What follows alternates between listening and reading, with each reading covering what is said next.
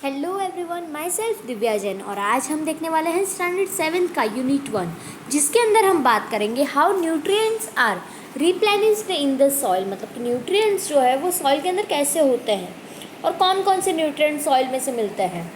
तो प्लांट्स जो है वो आप लोगों ने कई बार ऐसा है कि आप लोगों ने देखा होगा कि मैन्योर और फर्टिलाइज़र्स जो है वो फार्मर्स क्या करते हैं अपने गार्डन में, अपने फील्ड के अंदर, लॉन्स के अंदर क्या करते हैं, पॉट्स में डालते हैं मैन्योर और फर्टिलाइज़र को।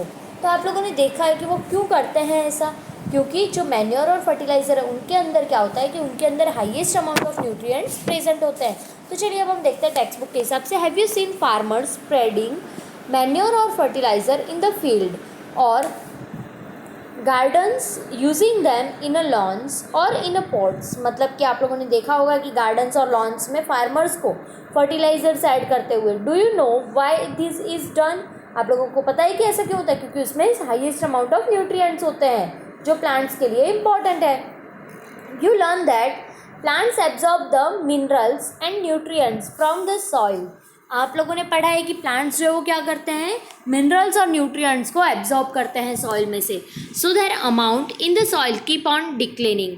मतलब कि इसी वजह से उनकी अमाउंट क्या होती है, सॉइल के अंदर प्रेजेंट होती है। Fertilizers and manures contain a nutrient such as a nitrogen, potassium, phosphorus etcetera.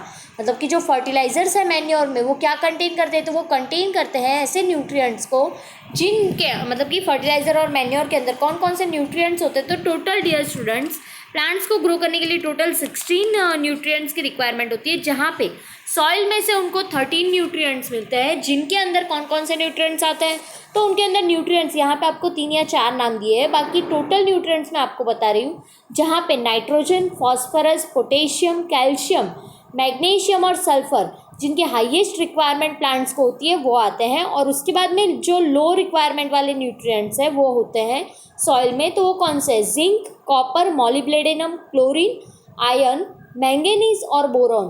तो ये न्यूट्रिएंट्स जो है वो फर्टिलाइजर्स और मैन्योर्स में प्रेजेंट होते हैं, जिनसे प्लांट अच्छे से ग्रो कर पाता है। This nutrients needed to be added from time to time to enrich the soil. मतलब कि न्यूट्रिएंट्स को टाइम टू टाइम क्या करना पड़ता है, तो टाइम टू टाइम उनको ऐड करना पड़ता है सॉइल के अंदर। We can grow plants and keep them healthy if we can fulfil the nutrient requirement of plant. हम लोग प्लांट्स को हेल्दी रख सकते हैं अगर हम उनकी requirement time to time nutrient की कंप्लीट करें तो। Usually plants absorb a lot of nitrogen and the soil become a deficient in nitrogen। मतलब कि जो यूजुअली जो क्रॉप्स है प्लांट्स में वो क्या करते हैं, तो वो नाइट्रोजन की रिक्वायरमेंट क्या होती है, वो डायरेक्टली उसको एब्जॉर्ब नहीं कर पाते प्लांट्स नाइट्रोजन को सॉइल में से। तो उनके लिए एक अलग प्रोसेस होती है। तो नाइट्रोजन कैसे सॉइल में से वो एब्जॉर्ब करते, तो डायरेक्ट ऑब्जॉर्ब नहीं कर पाते। तो उनके लिए जो बैक्टीरियाज होते हैं वो उनको हेल्प करते हैं, जहाँ पे राइजोबियम नाम के बैक्टीरिया होते हैं वो रूट में होते हैं, और वो ही बैक्टीरिया से वो क्या करते हैं, प्लांट्स अपने न्यूट्रिएंट को एब्जॉर्ब करते हैं। तो चलिए अब हम देखते हैं कि किस तरह से बता रहा है। You learn that through nitrogens is available in a plant in the plenty in the air. Plants cannot use it in the manner they can use carbon dioxide. It means कि जो प्लांट नाइट्रोजन अवेलेबल है वो, मतलब कि जो शुद्ध formation में available है, जैसे कि हम बोलते हैं प्योर अवेलेबल है, तो वो नाइट्रोजन डायरेक्टली प्लांट्स का क्या करते हैं, प्लांट्स एब्जॉर्ब नहीं कर पाते। तो वहाँ पे क्या करते हैं, एयर में, और एयर में तो नाइट्रोजन प्रेजेंट ही है, सॉइल में भी प्रेजेंट है, बट प्लांट उसको नहीं ले पाते। इसलिए क्या करेंगे वो, they need A nitrogen in a soluble form. मतलब कि प्लांट्स को नाइट्रोजन की रिक्वायरमेंट कैसे होती है, तो वो रिक्वायरमेंट उनकी होती है सॉल्यूबल फॉर्म में। Then bacterium called rhizobium can take atmospheric nitrogen and convert it into a usable form. मतलब कि जो बैक्टीरिया है जिनका नाम rhizobium bacteria, most important question है, याद रखना, नाइट्रोजन को सॉल्यूबल फॉर्म में कन्वर्ट करने का काम कौन करता है, तो राइजोबियम बैक्टीरिया करते हैं। तो the bacterium called rhizobium can take atmospheric nitrogen, जो एटमॉस्फेरिक नाइट्रोजन को लेते हैं और फिर उसको कन्वर्ट करते हैं, convert it into a usable form, उसको यूजेबल फॉर्म में कन्वर्ट करते हैं। But rhizobium can not make its own food, पर राइजोबियम जो है वो अपना खुद का फूड खुद नहीं बनाते। So it often lives in a root of grams, peas, moons, bean and other leguminous and provides them with nitrogen।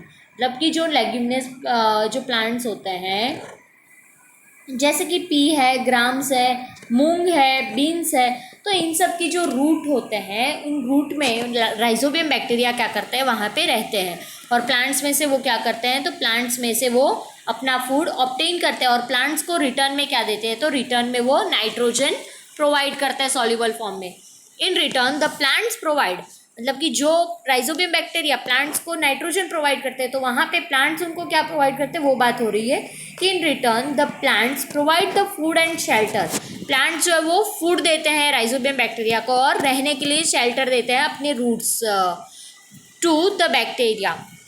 They thus have a symbiotic relationship, मतलब इस रिलेशनशिप को हम क्या बोलेंगे, तो इस रिलेशनशिप को सिम्बायोटिक रिलेशनशिप बोलेंगे। ऐसी रिलेशनशिप याद रखना, ये मोस्ट इंपॉर्टेंट डिफाइन है कि what is mean by the symbiotic relationship. तो सिम्बायोटिक रिलेशनशिप हम उसको बोलते हैं कि जिसके अंदर जो बैक्टीरिया, मतलब कि जो ऑर्गेनिज्म है, एक ऑर्गेनिज्म दूसरे ऑर्गेनिज्म को क्या करता है, तो एक ऑर्गेनिज्म दूसरे ऑर्गेनिज्म को फूड प्रोवाइड करता है, शेल्टर प्रोवाइड करता है, जहाँ पे दूसरे ऑर्गेनिज्म जो वो सामने वाले ऑर्गेनिज्म को क्या प्रोवाइड करते हैं, उनकी रिक्वायरमेंट जो है वो प्रोवाइड करता है। मतलब कि दो यहाँ पे राइजोबियम जो सिम्बायोटिक रिलेशनशिप है उसके अंदर हम यही बोल सकते हैं कि दोनों ही जो ऑर्गेनिज्म है वो क्या करेंगे, तो दोनों ही ऑर्गेनिजम्स एक दूसरे को क्या करते हैं, हेल्पफुल होते हैं। तो हेल्पफुल होके एक दूसरे के साथ में रहने की ये जो रिलेशनशिप है, इस रिलेशनशिप को हम बोलते हैं symbiotic relationship. This association is of great significance for the farmers, और ये जो एसोसिएशन है वो सबसे बड़ा सिग्निफिकेंस है फार्मर्स के लिए। They can reduce the use of nitrogenous fertiliser where leguminous plant are grown, वहाँ पे नाइट्रोजिनस फर्टिलाइजर का यूज़ कम करते हैं, जहाँ पे मतलब कि लिग्यूमिनस प्लांट्स ग्रो करते हैं वहाँ पे फर्टिलाइजर्स कम यूज़ होता है। Most of the pulses are obtained from leguminous plant, mostly जो पल्सेस है, जो दाल हम बोलते हैं, वो सारी लिग्यूमिनस प्लांट्स में आती है। In this chapter you learn, अब जो है हमने आज मतलब इस पूरे चैप्टर के अंदर, चैप्टर नंबर 1 के अंदर 7th स्टैंडर्ड के हमने क्या पढ़ा, तो पूरी समरी आपको एक पैराग्राफ के अंदर बोल रहे हैं कि हम लोगों ने इस पूरे चैप्टर में ऑटोट्रॉफिक न्यूट्रिशन के बारे में पढ़ा, उसके बाद में पैरासाइटिक मोड ऑफ न्यूट्रिशन और सेप्रोफाइटिक के बारे में पढ़ा। देन पैरासाइटिक जो है, सेप्रोफाइटिक जो है, वो अपना फूड जहाँ से लेते हैं क्योंकि वो डिपेंडेंट है फूड के लिए दूसरे ऑर्गेनिजम्स पे, तो उनको हमने हेट्रोट्रॉफिक मोड ऑफ न्यूट्रिशन बोला, हेट्रोट्रॉफिक मोड ऑफ न्यूट्रिशन। तो यहाँ पे जो है लास्ट आपको जो समरी दी है इस पैराग्राफ के अंदर, वो आपको बता रहा है कि पूरे चैप्टर के अंदर हम लोगों ने टू मोड ऑफ न्यूट्रिशन पढ़े, और 2 मोड ऑफ न्यूट्रिशन कौन कौन से थे वो, तो फर्स्ट वाला था ऑटोट्रॉफिक मोड ऑफ न्यूट्रिशन, जहाँ पे हम मतलब कि प्लांट्स जो वो अपना खुद का फूड खुद बनाते हैं with the help of carbon dioxide and water in the presence of sunlight and chlorophyll. This process is known as photosynthesis process. तो फोटोसिंथेसिस प्रोसेस की हेल्प से अपना फूड खुद का खुद बनाते हैं, उस मोड ऑफ न्यूट्रिशन को हम ऑटोट्रॉफिक मोड ऑफ न्यूट्रिशन कहते हैं। और सेकंड हमने देखा हेट्रोट्रॉफिक मोड ऑफ न्यूट्रिशन, जिसके अंदर जो ऑर्गेनिज्म है वो फूड के लिए किसी और ऑर्गेनिज्म के ऊपर क्या करता है, डिपेंडेंट होता है। तो इस मोड ऑफ न्यूट्रिशन को हम कहते हैं हेट्रोट्रॉफिक मोड ऑफ न्यूट्रिशन। तो ये था हमारा chapter number 1 mode of nutrition, मतलब कि न्यूट्रिशन इन प्लांट्स, जहाँ पे 2 मोड ऑफ न्यूट्रिशन के बारे में हमने डिटेल स्टडी किया। Thank you.